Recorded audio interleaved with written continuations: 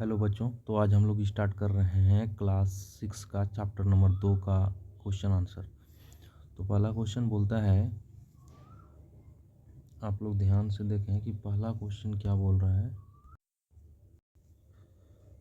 पहला क्वेश्चन है कि इतिहास के अध्ययन से हमें कैसे कैसे तरह की जानकारी प्राप्त होती है, मतलब किस किस तरह की जानकारी हमें इतिहास के अध्ययन से प्राप्त होती है। तो प्राचीन जीवन शैली इसका जवाब है प्राचीन जीवन शैली संस्कृति के बारे में, प्राचीन जीवन शैली के बारे में जानकारी प्राप्त होती है। संस्कृति उस समय कैसी थी उसके बारे में जानकारी प्राप्त होती है। शासन कैसा था उस समय, विज्ञान, धर्म, सामाजिक व्यवस्था, कला, साहित्य और पर्यावरण जो उस समय की व्यवस्था थी उनकी जानकारी हमें इतिहास से ही मिलती है कि प्राचीन काल की जीवन शैली कैसी थी, उनकी संस्कृति कैसी थी, उनका शासन व्यवस्था कैसा था, उनका विज्ञान उस समय कैसा था, विज्ञान का प्रोग्रेस क्या था, उसमें विज्ञान का कितना योगदान है। ये भी हम लोग समझते हैं कि उस समय लोग विज्ञान से कितने जुड़े थे, धर्म से कितने जुड़े थे, और सामाजिक व्यवस्था कैसा था, राजतंत्र था, लोकतंत्र था,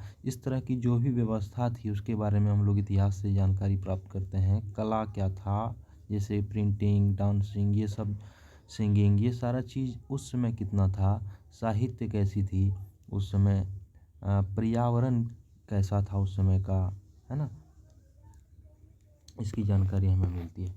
अब दूसरा क्वेश्चन है कि पुरातत्व किसे कहते हैं, पुरातत्व किसे कहते हैं। तो इसका जवाब है पुरातत्व वह विज्ञान है, पुरातत्व क्या है, वह विज्ञान है जो अतीत के अवशेषों जो अतीत में अवशेष छूटे हैं, अवशेष उस समय की जो धरती के अंदर पड़े हुए हैं, उन सभी, जैसे सिक्के उस समय के मिलते हैं, तो कहीं मूर्तियाँ, तो इमारतें आदि की खुदाई और अध्ययन से प्राचीन सभ्यता की जानकारी देता है, वही पुरातत्व है। पुरातत्व क्या है, तो वह विज्ञान है जो हमें अतीत के अवशेष मतलब पुराने सिक्के, मूर्तियाँ, इमारत की खुदाई, अवशेषों की खुदाई और अध्ययन से प्राचीन सभ्यता की जानकारी देता है।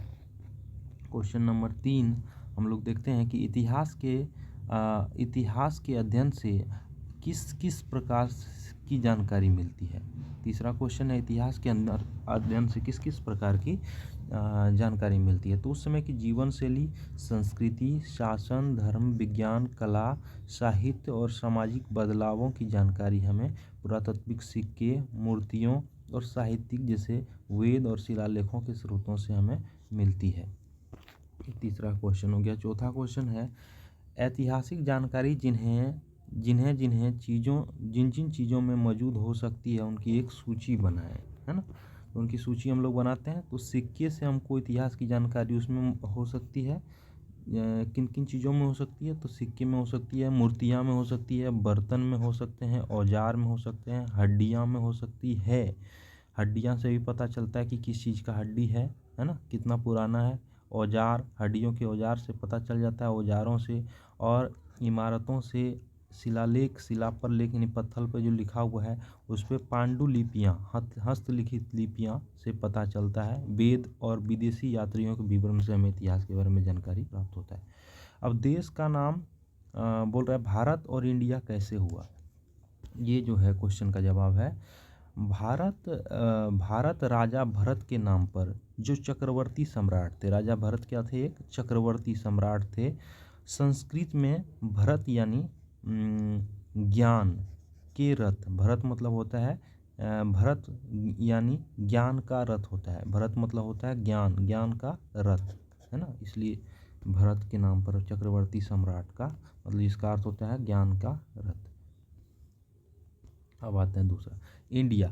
सिंधु नदी से फारसी में हिंदू, सिंधु नदी को फारसी में हिंदू और यूनानी में इंदोस, फिर सिंधु नदी से फिर फारसी में हिंदू हुआ। पहले सिंधु नदी जो था उसके नाम पर फारसी भाषा में शौ को ह बोला जाता है, तो फारसी में उसे हिंदू बोला, सिंधु को। और यूनानों में इंदोस, फिर अंग्रेजी में इंडिया। तो यूनानी में सिंधु को हिंदू बोला, यूनानी में इंदोस बोला, इस सिंधु नदी से। तो इंडिया सिंधु नदी से ही आया है। तो फारसी में जिसे हिंदू बोलते हैं, यूनानी में इंदोस बोला जाने लगा, ह को ई बोलता है, और फिर अंग्रेजी में यही आके इंडिया हो गया। काल निर्धारण की C14 विधियों को बताएं। तो कार्बन 14 डेटिंग से प्राचीन वस्तुओं की आयु का पता चलती है। आयु के बारे में पता चलती है। जैसे जीव मरने पर कार्बन 14 या शरीर में होता है, उसका क्षय होता है। अर्ध आयु जो है वह है 5730 वर्ष। 5730 वर्ष अर्ध आयु, आधा हाफ लाइफ जिसको बोलते हैं। इसका मात्रा मापकर हम आयु निर्धारण कर सकते हैं। अगर किसी चीज़ का मतलब अगर कार्बन जितना शरीर में होता है, C14 का मात्रा हर एक शरीर में होता है, हर एक जीवाश्म में होता है। जितना भी जीवाश्म है, जीवाश्म मतलब जीवित जीव जो भी है, सब में कार्बन 14 का मात्रा होता है। अगर वह हाफ हो गया, जितना मात्रा होना चाहिए उसका आधा हो गया, तो वो 5730 वर्ष के बराबर होता है। इससे पता चलता है कि कोई जीव कितना पुराना हो सकता है। आइए अब वो आए कार्य करें। पुरातत्वविद खुदाई से प्राप्त वस्तुओं की सूची बनाएं। तो क्या क्या सूची है बताओ। सिक्का है, ये सब प्राप्त हुआ खुदाई से। मूर्ति, बर्तन, औजार, हड्डियाँ, गहने, शिलालेख और हथियार, ये सारा चीज़। भारत के मानचित्र में निम्नलिखित स्थानों को चिन्हित करें। तो भारत का मानचित्र ऐसे हम लोग ड्रॉ कर सकते हैं। अब यहाँ पे नर्मदा नदी यहाँ है, गंगा नदी यहाँ है ना। विंध्य पर्वत, ये विचित्र पर्वत लिखा गया। विंध्य पर्वत यहाँ पे है। सतपुड़ा भी यहीं पे है। चलिए देखिए, नर्मदा नदी कहाँ है, तो मध्य भारत में। नर्मदा नदी मध्य भारत, मध्य प्रदेश से गुजरात अरब के सागर में गिरती है। अरब का सागर इधर है, यहाँ पे गुजरात मध्य प्रदेश, यहाँ मध्य प्रदेश से निकलती है, गुजरात होते हुए अरब सागर में गिरती है। गंगा नदी उत्तर भारत, ये अभी बताया उत्तर भारत, ये भारत इधर उत्तर भारत हिमालय से बंगाल की खाड़ी में आके कहाँ गिरती है, बंगाल की खाड़ी मतलब इधर, ठीक है। ये हो गया। कहाँ से, उत्तराखंड से आती है बिहार गंगा नदी, और फिर पश्चिम बंगाल में जाके बंगाल की खाड़ी में। तो ये सारा क्वेश्चन आंसर हो गया क्लास 6 चैप्टर 2। अब इसी तरह हम लोग अगला चैप्टर का पढ़ेंगे, चैप्टर 3 का। तो आपको यह वीडियो कैसा लगा, अच्छा लगा तो आप इसे लाइक कर सकते हैं, अपने दोस्तों में ज़रूर शेयर करें। धन्यवाद।